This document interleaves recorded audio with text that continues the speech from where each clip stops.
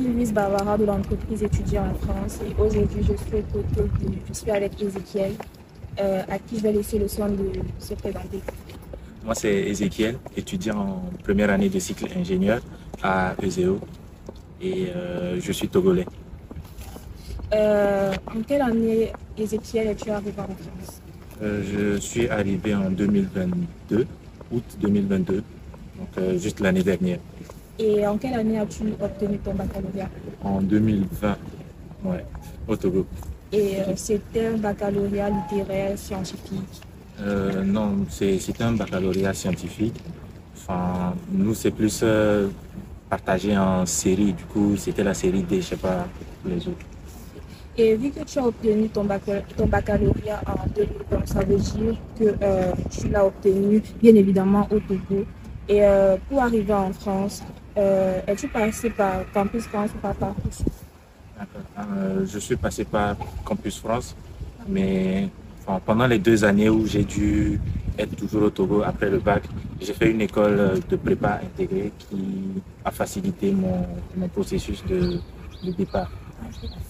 Et durant tes démarches pour arriver ici en France, comment qualifierais-tu toutes ces démarches en fait? Parce que les autres étudiants que j'ai eu interviewés m'ont dit que eux c'était plutôt compliqué. Et pourquoi j'aimerais savoir si c'était plutôt facile ou plutôt compliqué.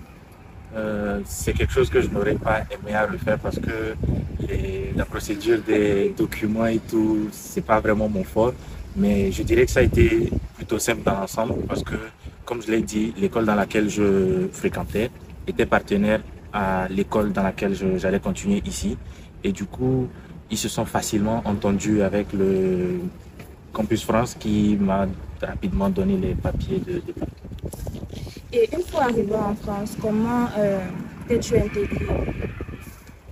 Heureusement qu'au début, je suis pas venu seul, donc j'avais déjà mes camarades, mais il fallait d'autres relations. Donc c'est parti de l'école.